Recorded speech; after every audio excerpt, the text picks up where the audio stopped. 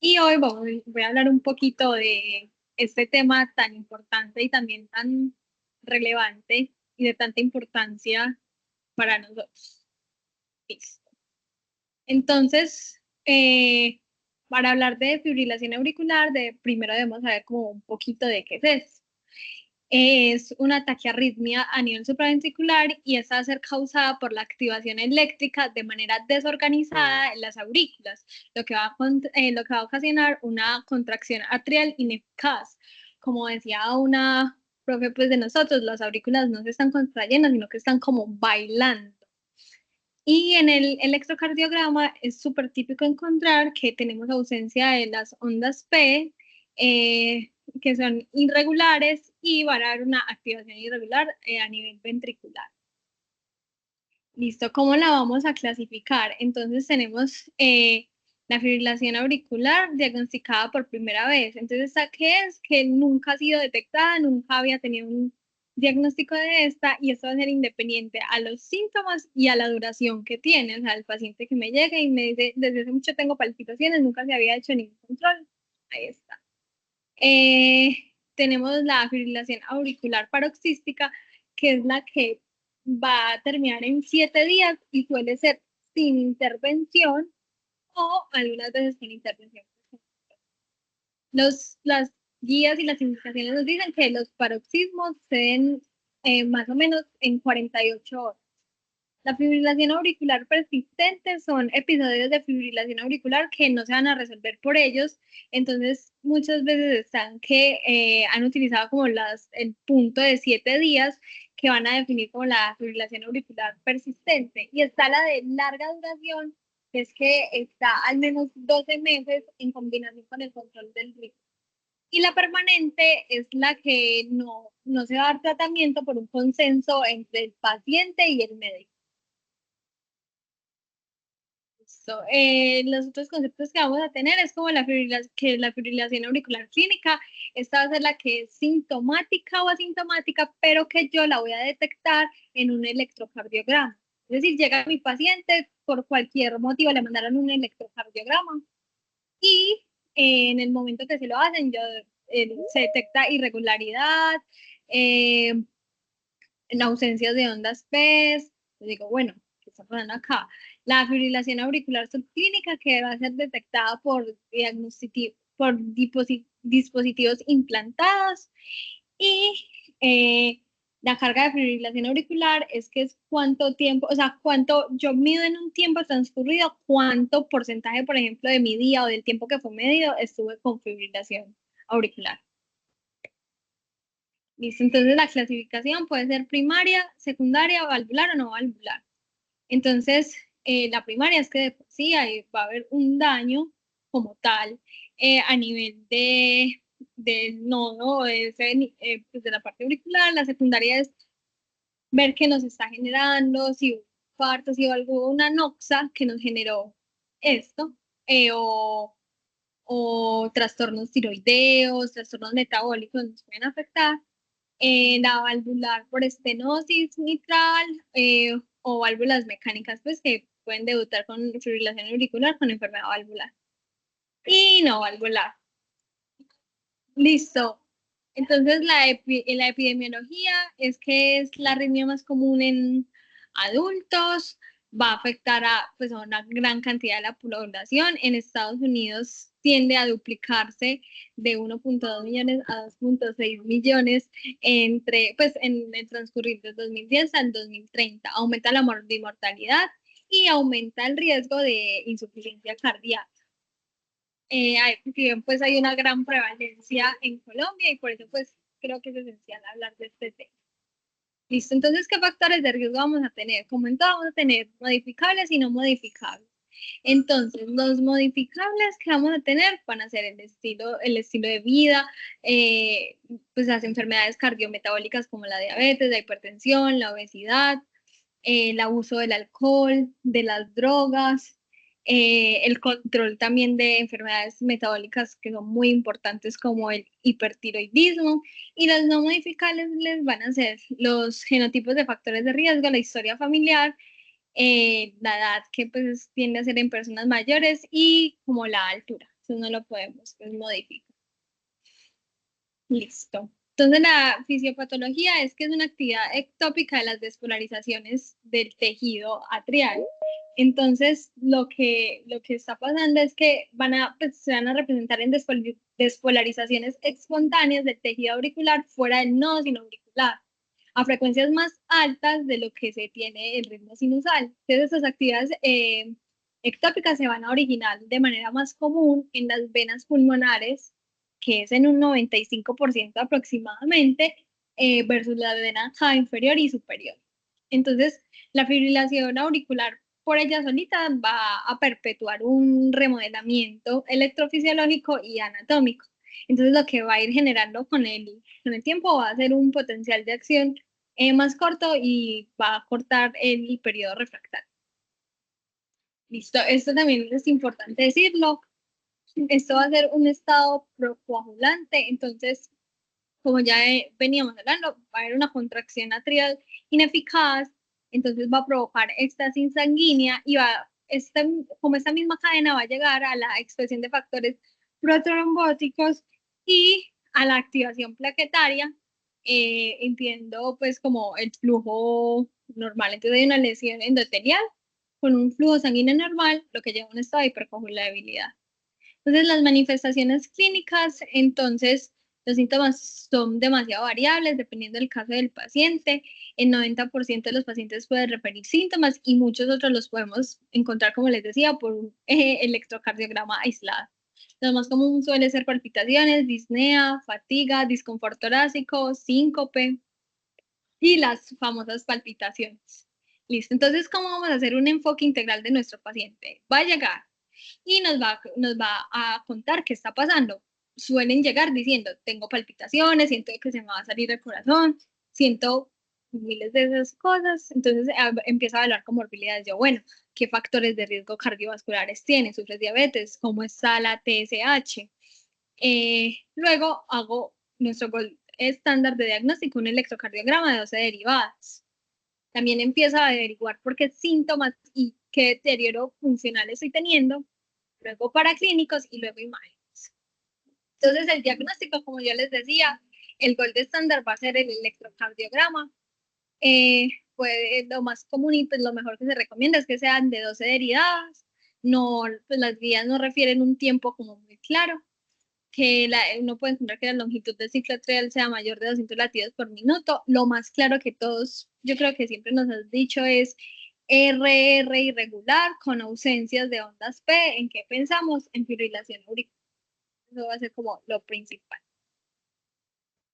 El diagnóstico, esto me llamaba mucho la atención y es que ahora con los dispositivos electrónicos que tenemos como los watch y todo eso nos pueden detectar pues, de manera inteligente como esas pulsaciones y si ven, tienen una buena sensibilidad y especificidad.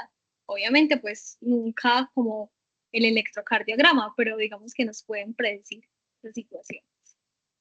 Entonces, los síntomas y la calidad de vida, entonces, ¿qué pasa?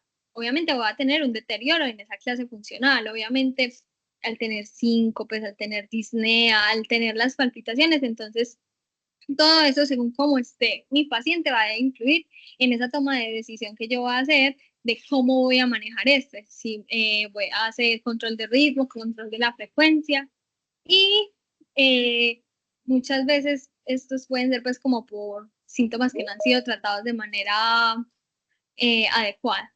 Como hablábamos hace 8 días, teníamos la escala, el NIHA que nos ayudaba, aquí es la escala ERA, donde en primer eslabón es que la FA no causa síntomas, el 2A es que son síntomas que mi paciente hace la vida diaria y no está afectada, dice como, sí, tengo palpitaciones, pero puedo continuar mi vida.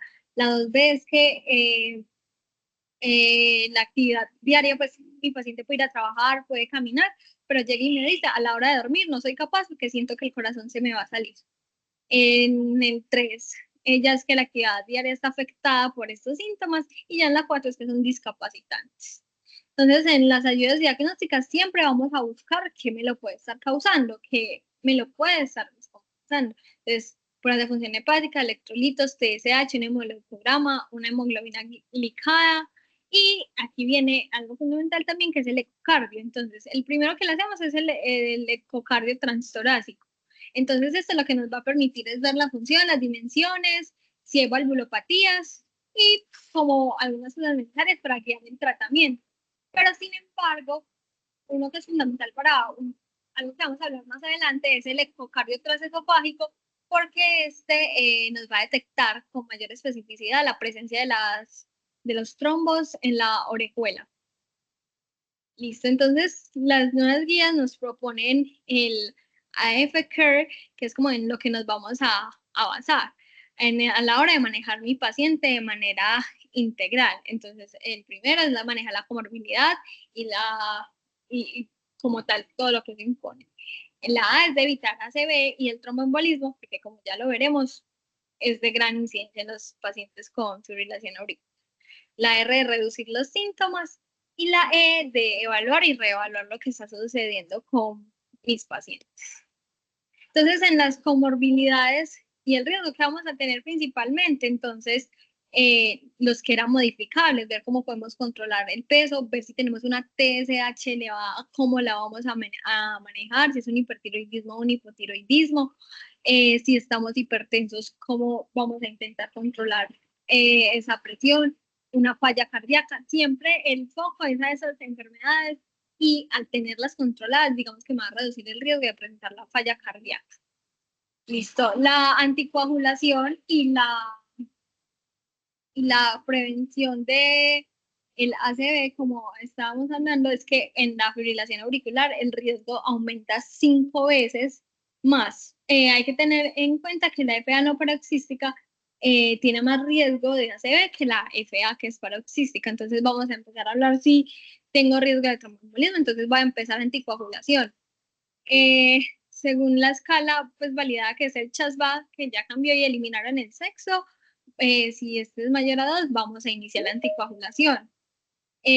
¿Cuál vamos a preferir? Ya estamos en la era de los nuevos anticoagulantes orales y esto sabemos que los vamos a usar siempre y cuando no tenga una válvula mecánica o no tenga una estenosis mitral. Y cuando verifico y cuando tengo estos dos, entonces nos vamos a la warfarina, la clásica warfarina, donde su target es un INR de 2 a 3 y la idea es mantener ese INR en un 70%. Es importante hablar que el riesgo de sangrado no nos va a contraindicar el iniciar anticoagulación. Listo, esto es como una actualización de la escala que les decía ahora, que nos vamos a fijar en la falla cardíaca, en la hipertensión, en la edad que sea mayor de 75 años, en diabetes, si ha tenido stroke, AIT o tromboembolismo pulmonar, enfermedad vascular y la edad. Y como vemos, eliminaron lo que es el sexo. Y se va a anticoagular con 2 puntos, como lo que nos dicen las guías. Listo, lo que hablábamos de los antagonistas de vitamina K, que esos se van a preferir cuando tienen presencia de válvulas mecánicas o estenosis. Lo que nos dicen los estudios es que la warfarina va a reducir el ACV en un 64% y reduce la mortalidad en un 26% y que la idea es mantenerlo en un rango terapéutico del 70%. Listo. Los DOACs, pues lo que también hablábamos, varios estudios nos han mostrado su eficacia. Eh, los metaanálisis nos dicen que hay una reducción del ACV de un 19% y de un 10% en la mortalidad. Los antiplaquetarios, ¿qué nos dicen las guías? Que no se recomiendan como monoterapia y para la prevención del ACV, como prevención primaria. Y antes nos dice que por lo contrario tienen un mayor riesgo de sangrado. Otra opción que tenemos en los pacientes que no podemos anticoagular, ya sean porque tienen criterios mayores, porque han tenido sangrados mayores, porque no han logrado, pues porque tienen unas contraindicaciones claras de no poder anticoagular, entonces prefiere el cierre de auriculilla. No es de primera entrada, pero si es el paciente, es el abuelito que me ha hecho hemorragias del tracto digestivo superior, que me ha perdido bulimia, que yo sé que si yo lo pongo otra vez va a volver a sangrar. Yo digo, no, mejor me voy con el cierre de auriculares. Entonces está lo que hablábamos del riesgo de resangrado, lo que estábamos hablando de no usar los antiplaquetarios, controlar la ingesta de alcohol, estabilizar el INR. Lo que hablábamos aquí, qué contraindicaciones vamos a tener para la anticoagulación. Entonces, la hemorragia activa, las trombocitopenia cuando están menores de 50.000 y un acontecimiento reciente hemorrágico como una hemorragia intracraneal o un sangrado gastrointestinal mayor, y se considera el tratamiento no farmacológico, que será el cierre de la auriculilla. Entonces, aquí hablamos un poquito de lo que es la fibrilación auricular, el síndrome coronario agudo o el síndrome coronario crónico, y es que en estos va a existir un alto riesgo de aterotrombosis impulsada pues por las plaquetas, y por lo tanto como que pues, se pueden considerar otras terapias de anticoagulación en el momento que mi paciente salga, y va a disminuir los eventos de fibrilación auricular. Entonces, ya vamos con la R, que es reducir los síntomas, y nos vamos a hablar de algo que es súper importante, y es qué vamos a hacer, si control del ritmo o control de la frecuencia, que vamos a preferir en cada uno. Entonces, el control de la frecuencia ventricular, entonces suele hacerse con beta bloqueadores, es lo principal. Entonces, para el control agudo se usan para todas las FEBIs los beta bloqueadores, y el diltiazem y el verapamino para las DEBIs y para las FEBIs que están mayores del 40%. Estos se van a preferir más a la digoxina por su inicio de acción más rápido y por los efectos dependientes de la dosis. Estos bloqueantes del receptor beta 1 son más selectivos y tienen un mejor perfil de eficacia y la seguridad que los beta bloqueantes no selectivos. Entonces, pues como tal, siempre va a pensar, listo, va a hacer control de frecuencia, ¿cómo está la fe de mi paciente? ¿Está conservada o está reducida? Si está reducida, ya sé que me voy por el metoprolol, bisoprolol, atentol. Y si está conservada, puedo tener también en cuenta el diltiazem y el verapamil. Hablando acá. Listo. Puedo hacer el control de la frecuencia. Si ya teniendo esos dos me falló, podría dar la amiodarona como tal, pero teniendo en cuenta que es como ya como la segunda línea como tal. Listo. Tenemos otra terapia no farmacológica que va a ser la ablación del nodo auriculoventricular, y esta ayudarnos a controlar la frecuencia cuando los fármacos nos fallaron, cuando continuamos con esas frecuencias cardíacas altas que nos están limitando la calidad de vida. Es un procedimiento que es seguro, suelen hacerlos en pacientes con edad avanzada, y en jóvenes solo se considera si es urgente el control de la frecuencia y luego de haber descartado otras como opciones farmacológicas, y no va como a cancelar la necesidad de tener una anticoagulación. Antes de, cuando estoy viendo el control agudo de la respuesta ventricular, siempre voy a estudiar las causas secundarias, que no tengo una infección, una anemia, que yo esté respondiendo con esto. Siempre voy a preferir los beta bloqueadores por su rápida acción y la eficacia pues en la actividad simpática. La idea es tener una frecuencia cardíaca menor de 110, y lo que estábamos hablando de que cuando tengo fe reducida, ¿qué le voy a dar? Y la amiodarona cuando ya sabemos que esas líneas no van a funcionar. Listo, entonces el control del ritmo, que va a ser nuestro objetivo, entonces va a ser restaurar y volverlo, pues volver al corazón al ritmo sinusal, a que esas aurículas ya no nos bailen. Entonces, ¿qué estamos buscando con esto? Mejorar los síntomas y volver a la calidad de vida como tal. Entonces, como hablamos al principio, la fibrilación auricular es un círculo que posterga y prolonga la misma remodelamiento. Si yo controlo esto, entonces retraso la progresión de la falla cardíaca, va a retrasar pues, la falla cardíaca. Las estrategias pues van a ser los antiarrítmicos, la cardioversión eléctrica o farmacológica y la ablación de las venas pulmonares. Un estudio que mostró que el control temprano del ritmo redujo los resultados cardiovasculares versus el control de la frecuencia. Igual, siempre individualizar nuestro paciente. Aquí hablamos como lo que nos está diciendo que mostró ciertos resultados. Listo, ahora sí vamos a hablar de la cardioversión, la cual puede ser eléctrica o farmacológica, y que ya vamos a hablar según en el contexto que estemos y según cómo esté mi paciente. La farmacológica tiene una tasa de éxito más o menos del 50 al 60% y la eléctrica del 90%.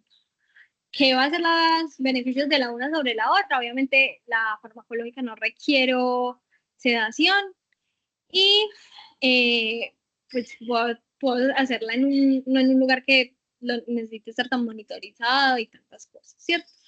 La, la cardioversión eléctrica y pues ambas suelen ser más efectivas cuando la fibrilación auricular es de inicio reciente y siempre como vigilar qué es lo que está pasando, o sea, por 24 horas, si es una fibrilación auricular paroxística, entonces el control de la frecuencia es seguro y es igual, pues no es inferior a la cardioversión inmediata. Eh, y pues ver los factores que tengo yo de riesgo como tal de hacerlo y de recurrencia de que vuelvan a estar en lo mismo. La cardioversión eléctrica, entonces, es la elección cuando llega un paciente al servicio de urgencias y está inestable. Voy a generar pues le voy a poner su sedación, va a iniciar monitoreo continuo, voy a poner los parches, pongo los parches y suele ser más eficaz cuando tengo desfibrilador bifásico. Entonces, ¿qué es la estrategia? Como en la fibrilación auricular, en cardioversión suele salir con la energía máxima, ¿cierto? Se dice que en 200 joules, pero yo puedo esperar ir pues como aumentando, pero lo ideal es que si sabemos que las aurículas son difíciles, que la fibrilación auricular es difícil de salir, no voy a empezar con 50 joules, ¿cierto? Hay varias opciones. Puedo impregnar con antiarrítmicos antes de la cardioversión y esto me va a reducir como la recurrencia temprana de la fibrilación auricular. Antes de hacerla, si yo no estoy segura que es una fibrilación auricular paroxística, si yo no tengo cómo verificar eso, ya sea porque no cuento con exámenes, con ecocardios, con electros, lo ideal es hacer una eco y verificar que no haya trombos en la auriculilla, que no vaya a hacer que yo genere esa cardioversión y termine llevando a mi paciente a un accidente cerebrovascular. Entonces, siempre tener en cuenta ese detalle de que hay que estudiar, hay que tener calma y analizar todos como los parámetros. Si bien es una solución maravillosa, hay que tener en cuenta los riesgos. Están como los dos. Y los antiarrítmicos con los que podríamos impregnar y que pues el que más se sigue usando y el que a mí me ha tocado ver más en mi práctica clínica ha sido la amiodarona. Y que la cardioversión con cardioversión farmacológica no es inferior, nuestros pacientes también van a salir, también lo van a lograr, siempre deben estar en una unidad donde yo pueda estar monitorizando, ojalá en cuidados especiales, que tenga todo, porque no sabemos a qué nos puede llevar también, o sea, a qué podemos pasar. Esto de Pill in the Pocket me pareció demasiado chévere. Yo no lo había como llegado a leer y es que en algunos pacientes pues súper específicos que tengan episodios súper infrecuentes de fibrilación auricular paroxística pueden ellos mismos como darse su cardioversión farmacológica, por decirlo así, y pueden usar propafenón anal y esto va a permitir como la cardioversión más rápida. Listo, entonces lo que estábamos hablando, esto es demasiado importante, la anticoagulación pericardioversión, y esto se va a dar en los pacientes que van a ser llevados a este procedimiento y tienen alto riesgo de tromboembolismo y ACV. Especialmente si la fibrilación auricular ha estado más de 12 horas, o sea, en las indeterminadas, en las que mi paciente no me sabe decir hace cuánto empezó. ¿Por qué? Por el mismo riesgo que tenemos del trombo en la aurícula que nos lleva a hacer una ACV. Entonces, la duración que yo suelo dar es que empiezo 3 semanas antes de dar la cardioversión, entonces está mi paciente, está controlado, sigue pues con síntomas que le molestan, pero no está inestable. Entonces yo le digo, listo, vamos a iniciar una o hago un ecocardiograma donde yo me aseguro cuánto están los diámetros de las aurículas y yo digo, listo, no están grandes y no veo trombo y yo digo, listo, puedo hacer la cardioversión o si no cuento con ecocardiografía, entonces digo, inicio con anticoagulación en 3 semanas. Y luego de realizar la cardioversión, se debe mantener una anticoagulación durante al menos 4 semanas. Otro procedimiento que pues es ya después si no se logró control de ritmo, control de frecuencia, por medio de o medicamentos o eléctrica, entonces el aislamiento de las venas pulmonares. Entonces es un proceso superior y mejora los síntomas demasiado bien. Este procedimiento lo suelen hacer los electrofisiólogos, son más útiles cuando la fibrilación es paroxística y persistente y el beneficio va a ser la reducción de los síntomas que va a tener mi paciente. Va a ser recomendada como segunda línea en la fibrilación auricular cuando hay falla o intolerancia a los antiarrítmicos y pues la recurrencia, pero esta recurrencia va a ser tanto en farmacológica, eléctrica o el aislamiento y es cuando tengo la aurícula izquierda dilatada. La edad también pues puede generar que no sea un proceso como que yo diga así, va a mejorar al 100% y algunos otros factores de riesgo cardiovasculares. Siempre ver lo de la evaluación y la reevaluación dinámica, o sea, ver cómo van ver siempre a mi paciente como un todo. Entonces, cómo van mis otras enfermedades, cómo va, suponiendo que fuera un hipertiroidismo, cómo está mi TSH, cómo está mi riesgo de tromboembolismo, estoy solucionando, o sea, si no puede ser anticoagulado por cualquier otra situación, estoy asegurándole a ese paciente el evitar ese 5%, esas 5 veces más de riesgo que tiene de hacer ACV. Siempre como verlo en un todo. Me está funcionando el control de ritmo, me funciona el control de frecuencia, siempre analizar. Listo. Realizar el ecocardiograma, entonces siempre verificar pues como que no tenga alguna otra alteración a nivel cardíaco, que no sea entonces que la fibrilación auricular la esté causando una enfermedad valvular o lo del coágulo que hablábamos en la aurícula izquierda, siempre estar muy seguros antes de hacer una cardioversión que yo no esté corriendo ese riesgo. Y pues como un algoritmo diagnóstico que nos daban que me parecía demasiado chévere, y es que entonces el paciente que tiene una fibrilación auricular permanente, entonces con el AF Care, entonces siempre pensar lo que decía al principio. Mi ventrículo izquierdo, tengo una fracción de eyección menor del 40% o mayor del 40%. Si es menor, inicio con los beta bloqueadores o digoxina, pero prefiero los beta bloqueadores. ¿Cómo está haciendo esa respuesta? Tengo una buena respuesta, ya tengo una frecuencia cardíaca menor de 110, ya los síntomas han mejorado. Entonces, si esto es así, si ya voy súper bien, entonces puedo ver si combino como otros, otros fármacos y seguirlo manteniendo en así decir, listo, yo logré el objetivo con mi paciente, mi control de frecuencia, sigo con eso. Si no lo tengo, entonces voy a ver si inicio a combinar otros fármacos, como ya habíamos hablado, o digo, no, definitivamente el control de frecuencia no fue, vamos con control del ritmo y ya sea eléctrico, farmacológico, si ya sé que con esos dos tampoco lo logré, entonces también pensar en lo de la ablación de las venas pulmonares, que es un procedimiento que suele ser muy seguro. Y si mi FEBI es menor, si mi FEBI es mayor del 40%, puedo usar beta bloqueadores, digoxina, diltiazem o verapamil. Siempre pues lo que ya estábamos hablando ahorita, ¿mejoró o no mejoró? Si mejoró, listo, no peleo contra el éxito y sigo con ese mismo tratamiento. No mejora, empiezo a ver qué más le puedo poner, qué le puedo quitar y a qué otras estrategias avanzadas puedo seguir. Y siempre tener presente como la, la ablación de las venas pulmonares. Entonces, era como un poquito de los que les quería contar hoy.